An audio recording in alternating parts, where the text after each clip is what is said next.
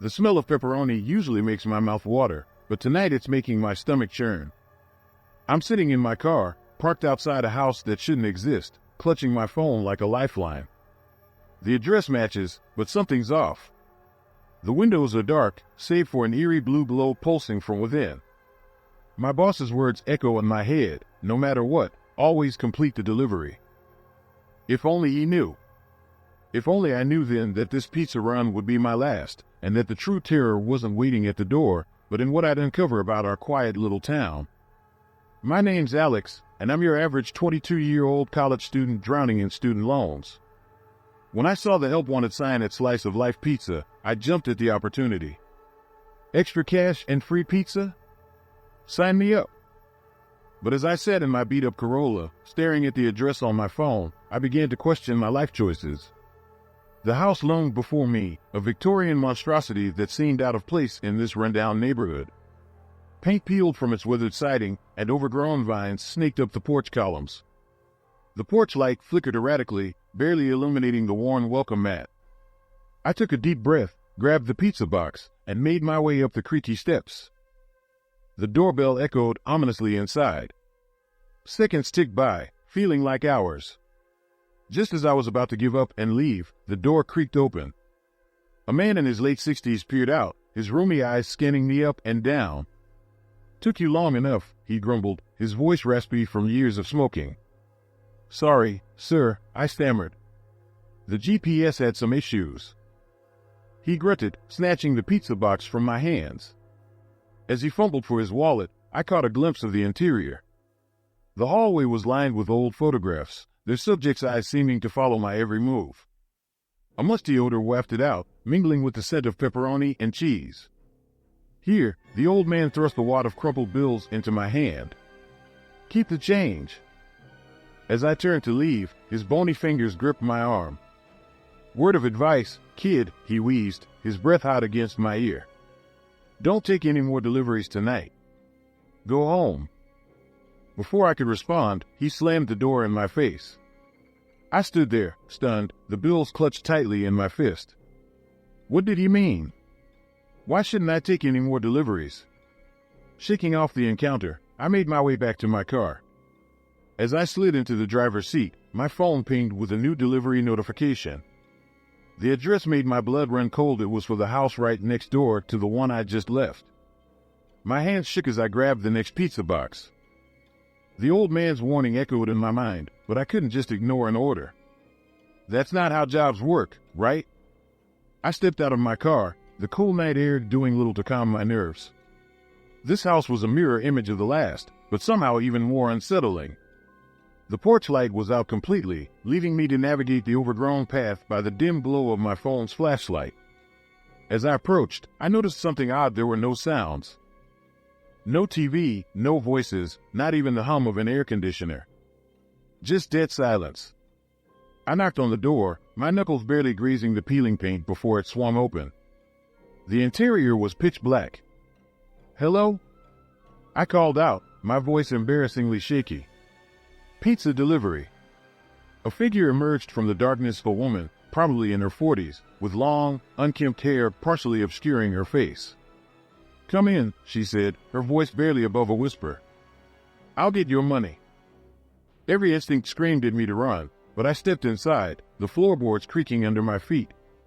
The door shut behind me with a soft click. As my eyes adjusted to the darkness, I realized the house was completely empty. No furniture, no pictures on the walls. Nothing. "Ma'am?" I called out, my heart pounding. "I can just leave the pizza here if you'd like." Suddenly, my phone buzzed. A text from an unknown number, "Get out now." I spun around, ready to bolt, only to find the woman blocking the door. Her hair had fallen away from her face, revealing eyes that were completely white, devoid of pupils or irises. "You're not supposed to be here," she hissed, her mouth stretching into an impossibly wide grin. "None of you are." I stumbled backward, pizza box clattering to the floor. The woman lunged at me, her movements jerky and unnatural. I dodged, scrambling towards what I hoped was the kitchen. As I rounded the corner, I collided with something solid, another person. "This way," a familiar raspy voice shouted. It was the old man from the first house. He grabbed my arm, dragging me towards a hidden door in the pantry. We burst through, emerging into an underground tunnel. "What's going on?" I gasped as we ran. "They're not people anymore," the old man panted. "Something's taken over, replacing them one by one. Been watching it happen for months." We reached another door, emerging into the old man's basement. As he slammed it shut, I realized with horror that this nightmare was far from over. The real question was, who could I trust now? I quit my job at Slice of Life Pizza that night, but I couldn't shake off what I'd seen. The old man disappeared shortly after, his house now as empty as the others. Sometimes, I catch glimpses of familiar faces around town, the woman with the white eyes, my former manager, even the old man, all wearing those unsettling grins. No one believes me, of course. But I know the truth, and I'm always watching, always on edge. Because deep down, I'm terrified of the day I might look in the mirror and see that same haunting smile staring back at me.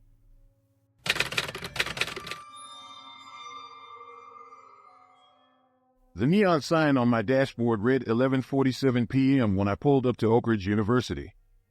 The campus was a ghost town, save for a lone figure darting between buildings. As I grabbed the pizza box, a chill ran down my spine, not from the unseasonable cold, but from the eerie silence. The welcoming banners were in tatters, and discarded name tags littered the ground like fallen leaves. A muffled scream pierced the night, followed by what sounded like chanting. My instinct screamed to leave, but curiosity and the promise of a hefty tip pushed me forward. Little did I know, this delivery would be my last.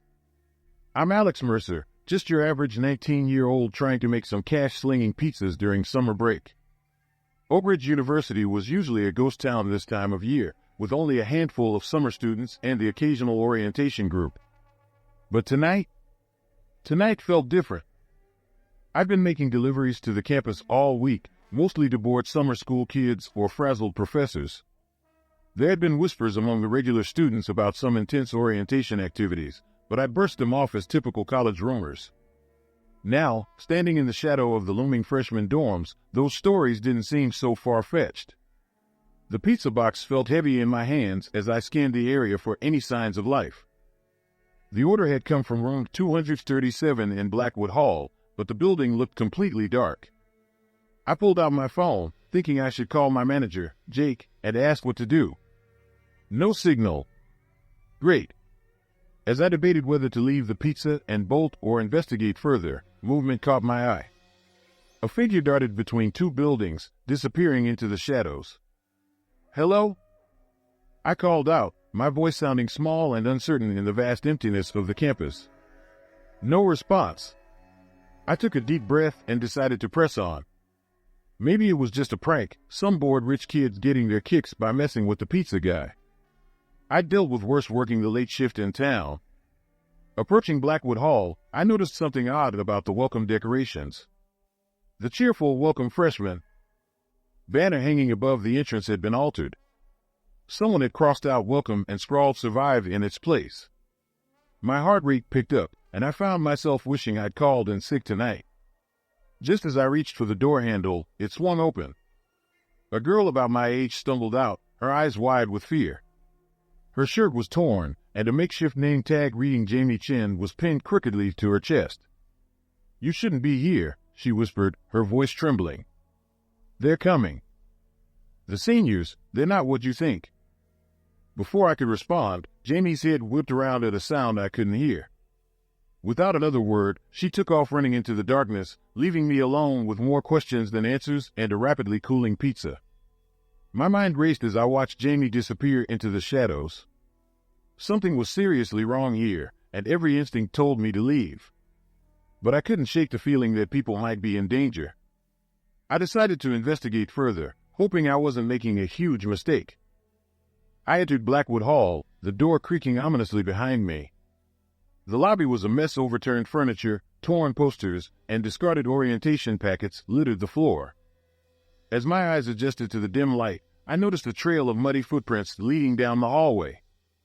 Following the trail, I heard muffled voices coming from a room at the end of the corridor. Room 237, the source of the pizza order. I approached cautiously, my heart pounding in my chest. Suddenly, my phone buzzed, making me jump.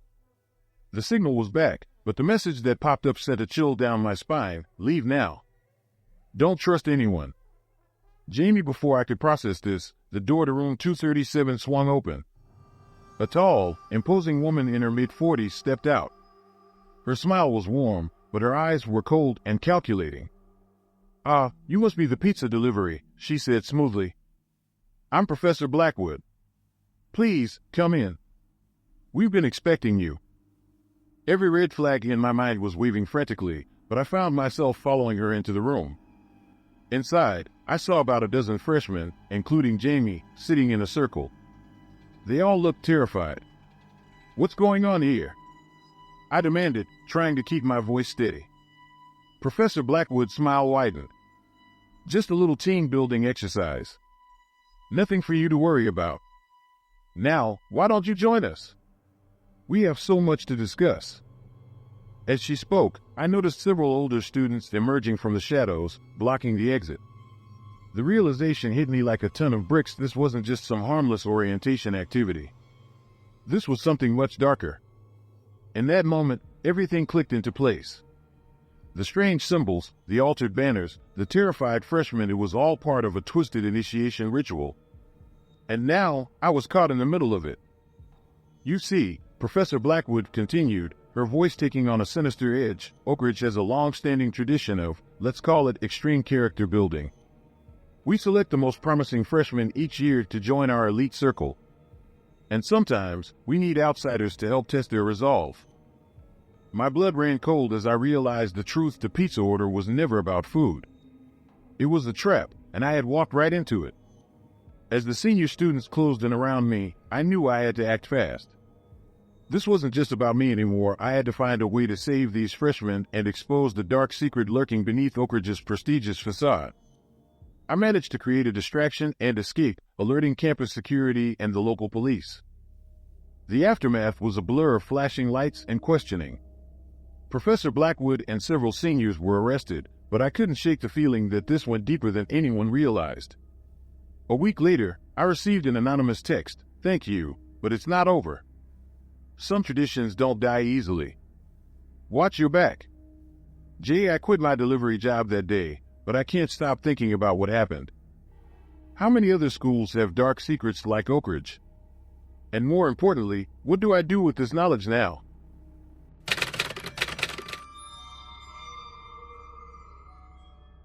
I've been slinging pizzas for 5 years in this city, but last night's delivery shook me to my core. It was supposed to be a routine drop-off at some new apartment complex on the outskirts. As I pulled up, something felt off. No windows, just a single metal door staring back at me. The customer's instructions led me to a hidden elevator behind a false wall. I hit the button, and my stomach dropped as the numbers kept going down. 1, 2, 3. When those doors finally creaked open at 20, I stepped into a world I wasn't prepared for. A dim corridor stretched endlessly before me, the air thick and stale. Muffled voices leaked from behind closed doors, and that's when it hit me. This wasn't just an apartment complex. It was an underground city. My hands trembled as I clutched the pizza box, the warmth seeping through the cardboard, a stark contrast to the chill that ran down my spine. The hallway seemed to stretch on forever, the fluorescent lights above flickering erratically, casting eerie shadows that danced along the walls. I glanced down at the order slip. Apartment 2015. As I made my way down the corridor, I couldn't shake the feeling of being watched. The hair on the back of my neck stood on end, and I found myself glancing over my shoulder every few steps. Finally, I reached the door. The peeling paint and tarnished numbers seemed out of place in what was supposed to be a new complex. I took a deep breath and knocked. The door creaked open, revealing an elderly woman with wispy white hair and a confused expression. "Oh, hello there," she said, her voice quavering. "Is it time for dinner already?"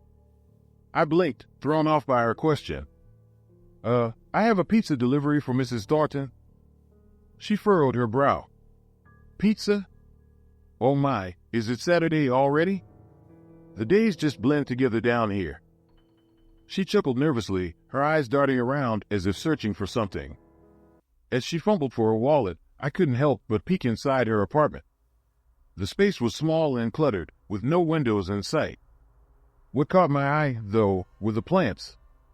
They looked real at first glance, but upon closer inspection, I realized they were all artificial, eerily perfect replicas of living flora.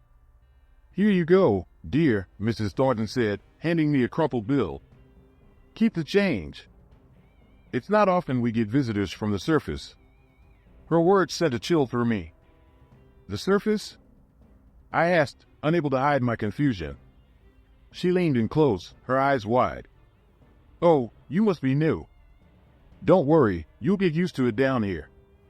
Just don't ask too many questions. They don't like that." Before I could respond, she grabbed the pizza box and quickly shut the door, leaving me standing in the hallway with more questions than answers. As I turned to leave, I noticed a man watching me from the end of the corridor. Tall and stern-looking, he wore a crisp white shirt that seemed out of place in this underground world. Our eyes met, and I felt a jolt of fear run through me. Something in his gaze told me I wasn't supposed to be here. My heart raced as I hurried back towards the elevator, the stern man's gaze burning into my back. The elevator doors seemed to take an eternity to close, and as they finally did, I let out a shaky breath. But my relief was short-lived. The elevator didn't move. I jabbed at the buttons frantically, but nothing happened. Panic started to set in as I realized I was trapped. Just as I was about to pry the doors open, they slid apart on their own, revealing a different floor entirely. This level was busier, almost like an underground main street. People milled about, their faces a mix of resignation and weariness. Shops lined the corridor, selling everything from clothes to groceries, all with that same artificial quality I'd noticed in Mrs. Thornton's apartment. A young woman approached me, her eyes darting nervously. "You're not from here," she whispered. "I'm Lily. You need to be careful." Before I could respond, she pressed a crumpled note into my hand and disappeared into the crowd. I unfolded it, my hands shaking. "Maintenance room, level 25. Truth hidden in the walls." Against my better judgment, I found myself following her cryptic directions. The maintenance room was tucked away in a dimly lit corner. Inside, I found stacks of old blueprints and faded documents. As I sifted through them, a chill ran down my spine. This place wasn't new at all. It was built during the Cold War, a secret government project hidden from the world above. But why were people still living here? And why did they seem so disconnected? As I dug deeper, I uncovered more disturbing details. Psychological experiments, long-term isolation studies, manipulated environments. These people weren't residents, they were test subjects. Suddenly, the door burst open. It was the stern man I'd seen earlier, his face a mask of cold fury. "You shouldn't be here," he growled, reaching for me. I bolted, ducking under his arm and racing down the corridor. Alarms blared as I frantically searched for a way out. I could hear footsteps pounding behind me, getting closer with each passing second. I rounded a corner and found myself in what looked like a control room. Screens covered the walls, showing every corner of the underground complex. And then I saw footage of myself from the moment I entered the building. They'd been watching me the whole time. But that wasn't the worst part. On another screen, I saw my manager back at the pizza place, talking to men in suits. The realization hit me like a truck. I wasn't just delivering pizza. I'd been unknowingly bringing supplies, maintaining this twisted experiment. As the door burst open behind me, I faced a horrifying choice: try to expose this unethical nightmare, or become part of it. The stern man, Dr. Reed according to his badge, stood there with a cold smile. "Welcome to the team, Jake," he said. "Your real job starts now." I made it out, but the weight of what I discovered haunted me. I anonymously tipped off a journalist, hoping to expose the truth. But when I checked my phone to show her the photos I'd taken, they were gone, wiped clean. Now, every time I make a delivery, I can't help but wonder what's really behind those doors. Are there more underground cities? More people trapped in experiments they don't even know they're part of? I keep delivering pizzas, watching, waiting. because now I know the truth. Sometimes the real monsters aren't hiding under the bed. They're hiding under our feet. Like the story? Hit like and subscribe. See you in the next story popping up on your screen at this exact moment.